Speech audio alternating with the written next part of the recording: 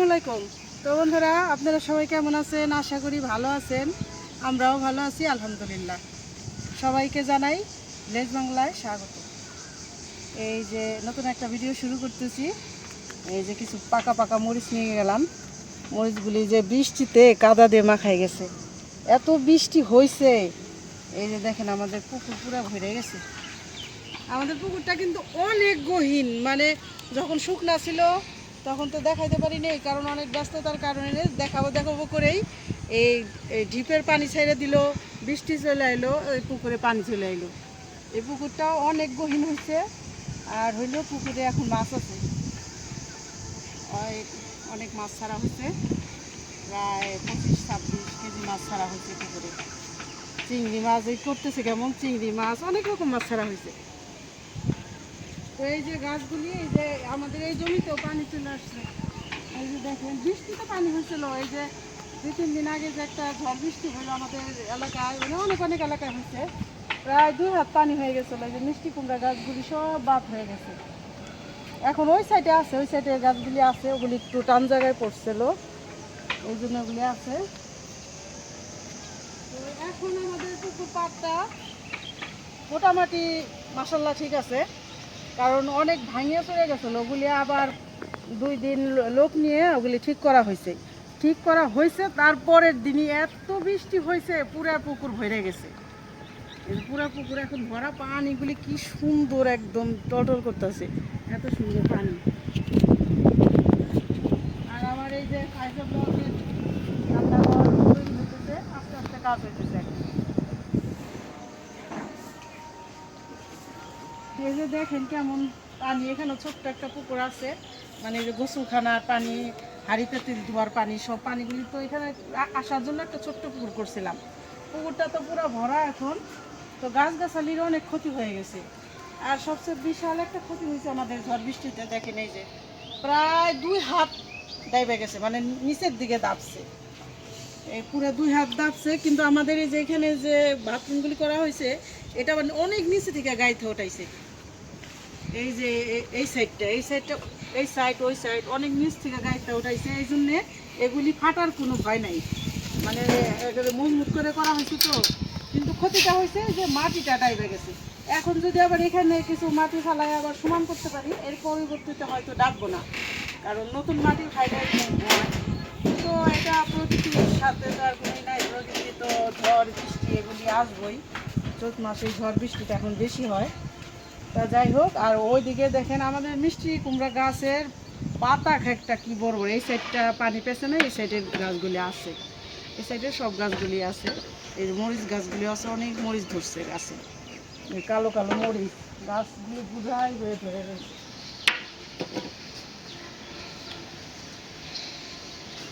ছোট্ট গাছ, কি পরিমাণ মরিচ, শুধু মরিচই দেখা যাইতেছে, মরিচ।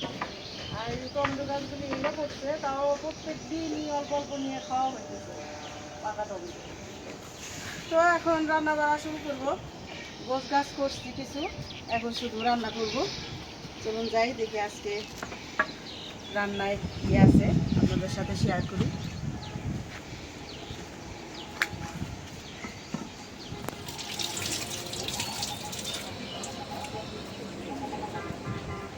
মরিচ কাটা ধুয়ে রাখলাম। এই যে বোম্বাই মরিচ গাছও হয়েছে, সে কিছু ছেঁড়া হয়েছে। তো রান্না করবো, এই যে এখানে হলো কাতল মাছ নিচ্ছি, এই যে কাতল মাছ টমেটো দিয়ে পেঁয়াজ দিয়ে একটু ঝোল করব। আর হইলো এই করলা ভাজি করব, আলু দিয়ে করলা ভাজি। এই যে মশলা নিছি, আদা রসুন বাইটা নিছি, জিরা বাইটা নিছি, সব গোছ গাছ করে নিছি। এখন রান্না শুরু করে দেবো।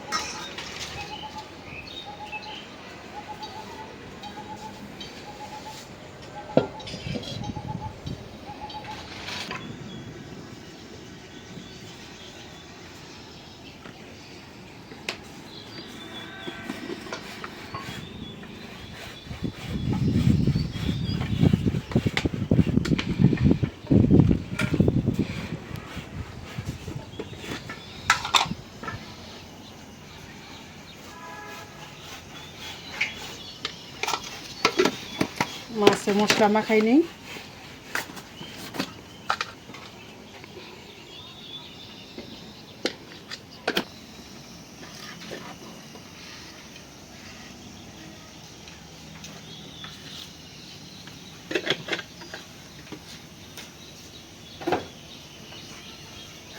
আমি মাখায় নিই মাছগুলো।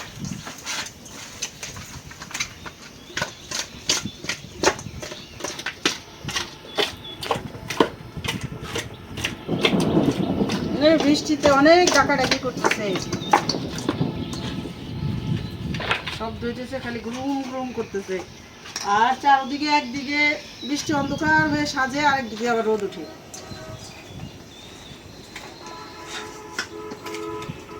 আসলো বৃষ্টির সিজন, এখন এমন কোনো দিন নাই যে একটু না নামবো, হয়তো রাতে 9 দিনে বৃষ্টি নামবই শুধু।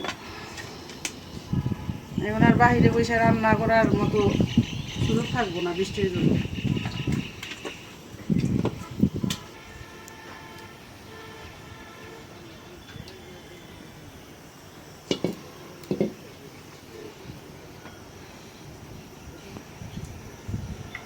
বিসমিল্লাহ।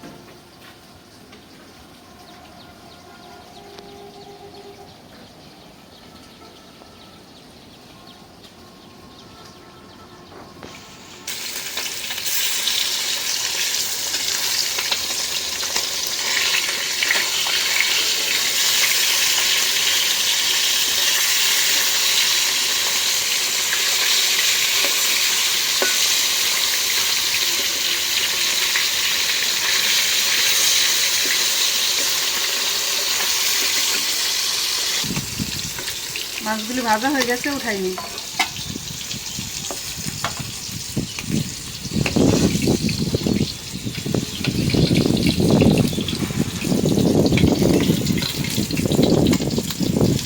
ঠান্ডা বাতাস আসতেছে, প্রচুর ঠান্ডা বাতাস। মনে হয় বৃষ্টি অন্য অন্য এলাকায় নামছে, তখন হলো ঠান্ডা বাতাস আসে।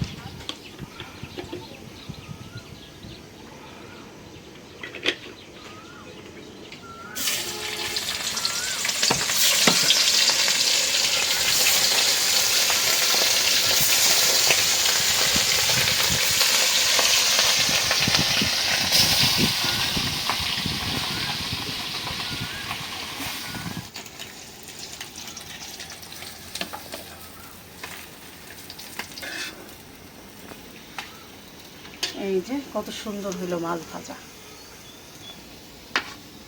এখন এই তেলে পেঁয়াজ দিয়ে দেই।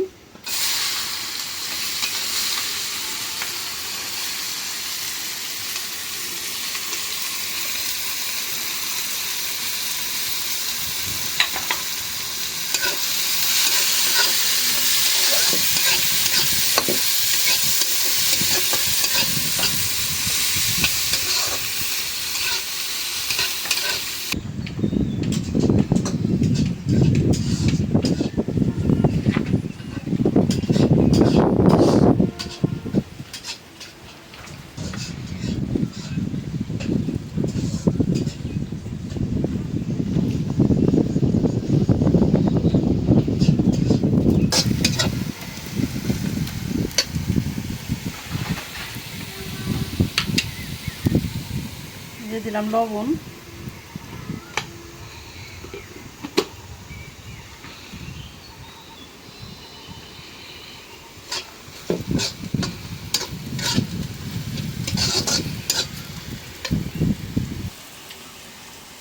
এখন দিয়ে দিলাম টমেটোগুলি, আমাদের গাছের টমেটো।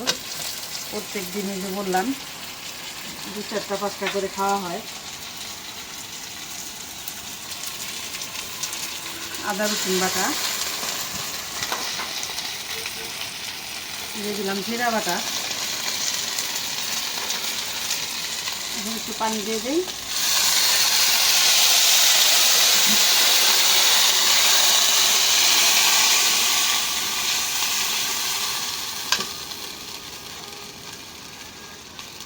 দিয়ে দিলাম কাঁচামরিচ,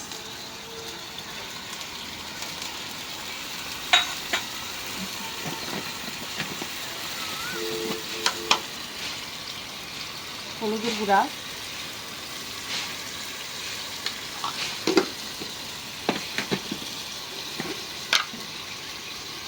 মরিচের গুঁড়া,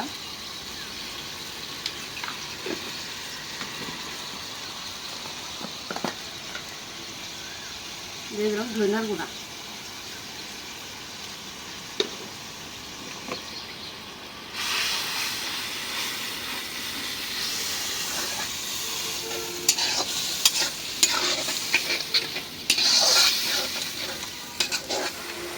এখন মাছ ভাজা দিয়ে দিই।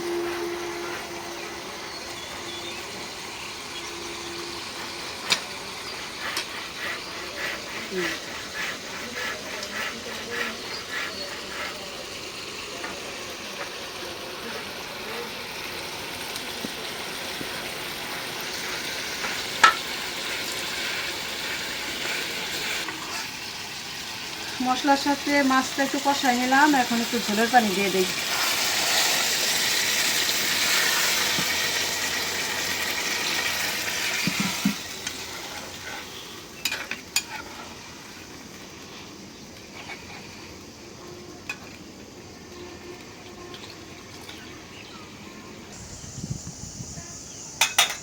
ঢাকা দিয়ে দিই।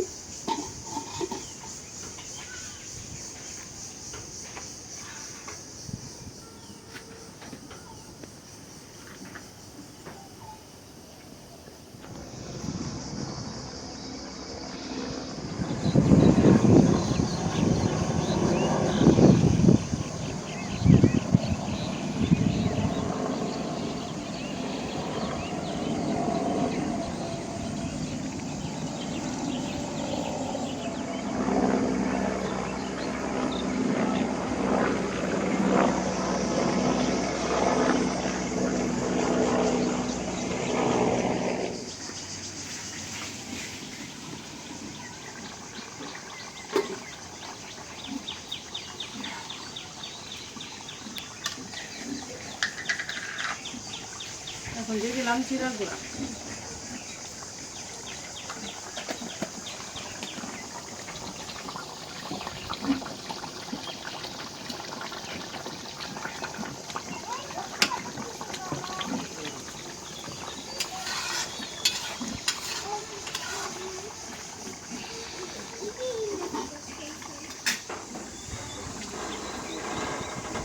হয়ে গেল কাতলা মাছ রান্না করা। একটু ঝোলঝোলে রাখলাম। এখন কড়াই বসাই দিই করলা ভাজার জন্য। এটা গরম হয়ে গেছে, তেল দিয়ে দিলাম।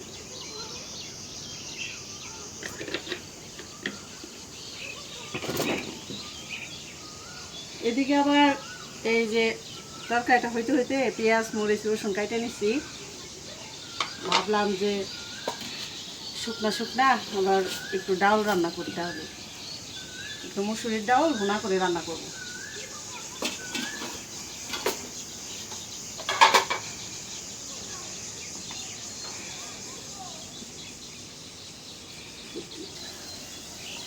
দিয়ে দিলাম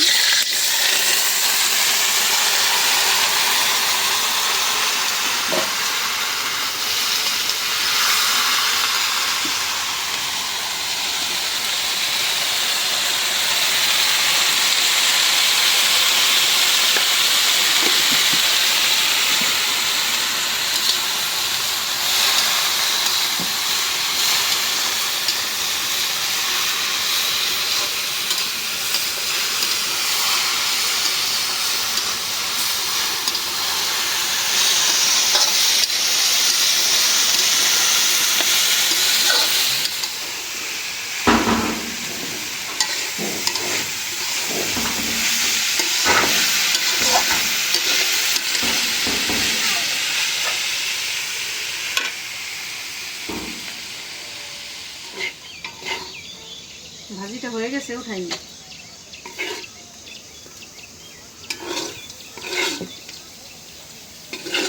কড়া করলাম না, এইভাবে ভাজলে আবার ভালো লাগে।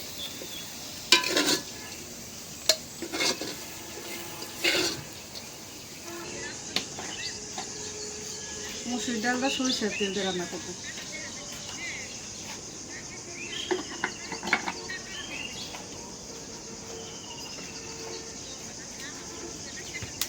দিয়ে দিই শুকনো মরিচ,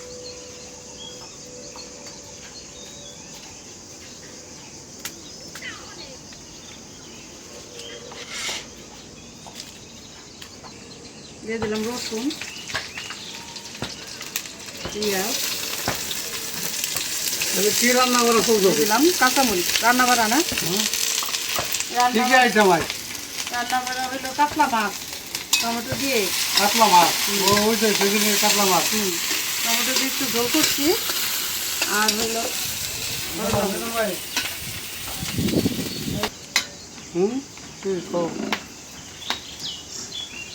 একটু পানি দিয়ে নেই।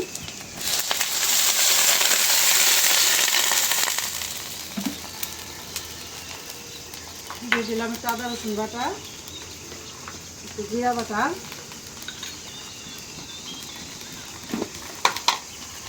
আবারও বৃষ্টি সাতশো দিয়ে হলুদের গুঁড়া।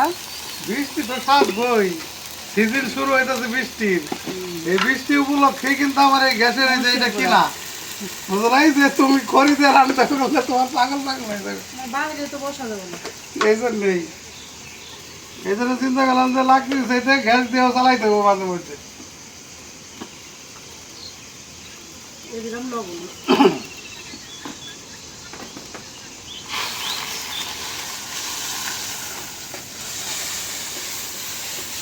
ভুনা ডাল। ভুনা ডাল রান্না করো ফাটাফাটি করে।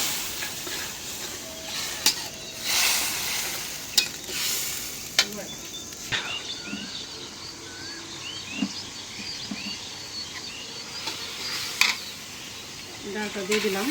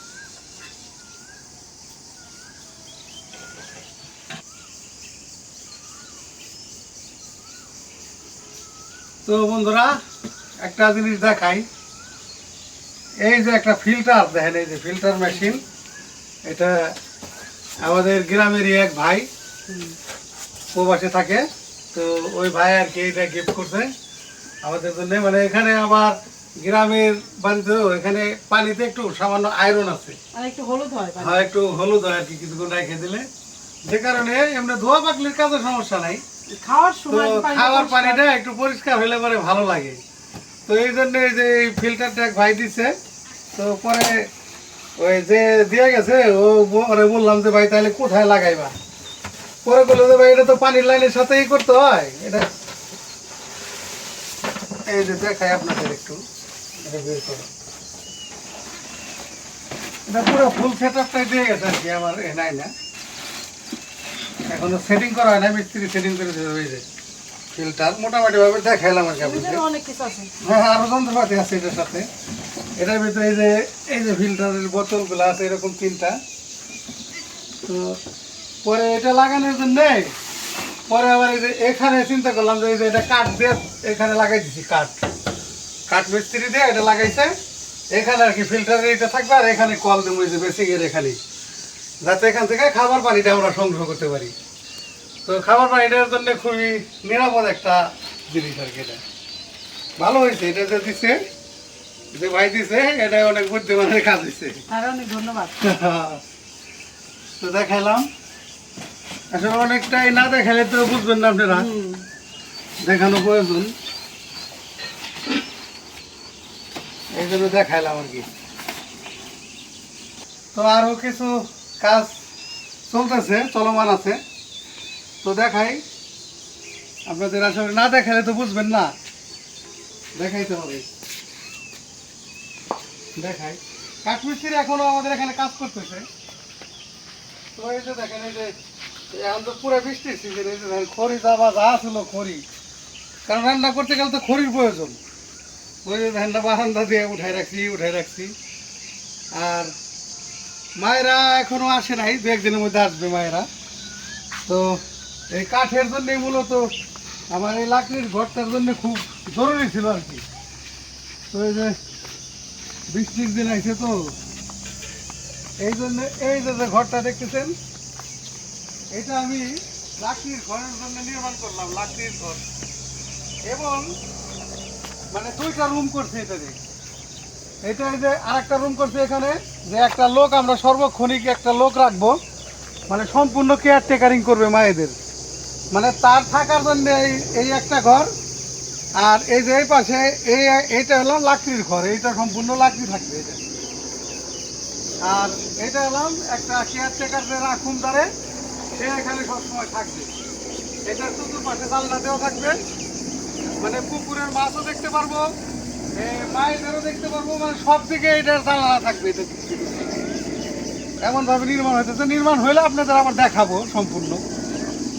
তো আসলে কাজ শেষ হইতেছে এরকম বলতেছি, কিন্তু কাজ কিন্তু শেষ হয় নাই। তো আবার সিলিং আছে, ওই ঘরের সিলিং। আর এক বোন বিদেশ থেকে টাকা দিছে 3টা ফ্যানের জন্যে, তো ফ্যানটাও এখন আমি আনি নাই।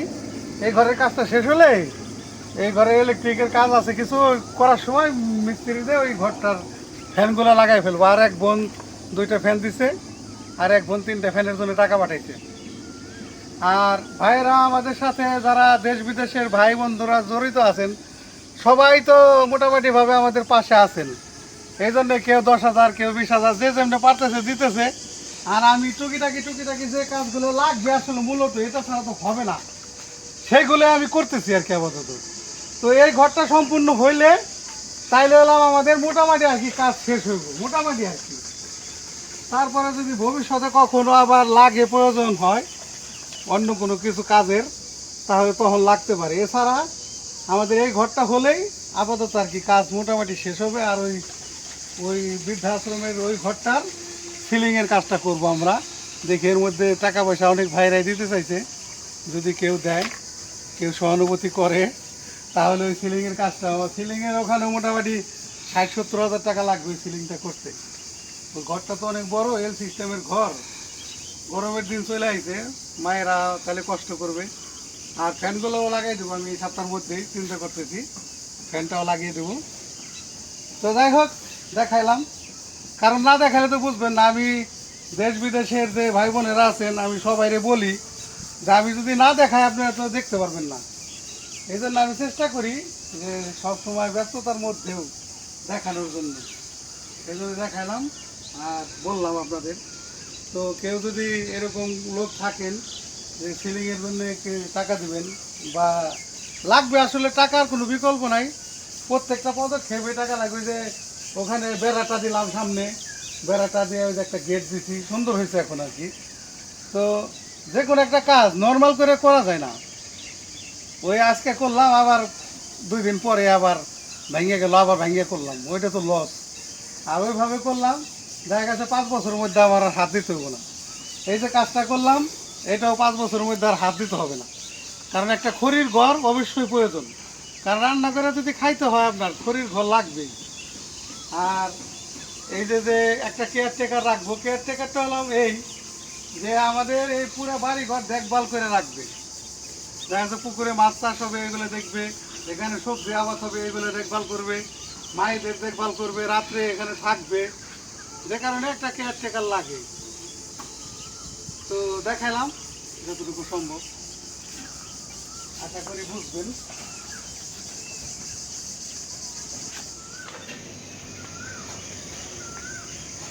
রান্না কি হয়ে গেল? হ্যাঁ, রান্না হয়ে গেছে। একটু জিরার গুঁড়ো দিয়ে দিই, তাই রান্নাটা কমপ্লিট। তো বন্ধুরা, আজকের মতন বিদায় নেই, ভিডিও আর বড় না করি, আজ এই পর্যন্তই। আপনারা সবাই ভালো থাকবেন, সুস্থ থাকবেন, আমাদের পাশে থাকবেন, আমাদের চ্যানেলটিকে সাবস্ক্রাইব করে আমাদের পাশে থাকবেন অবশ্যই। দেখা হবে আগামী নতুন কোনো ভিডিওতে। ভালো থাকবেন সবাই। আল্লাহ হাফেজ।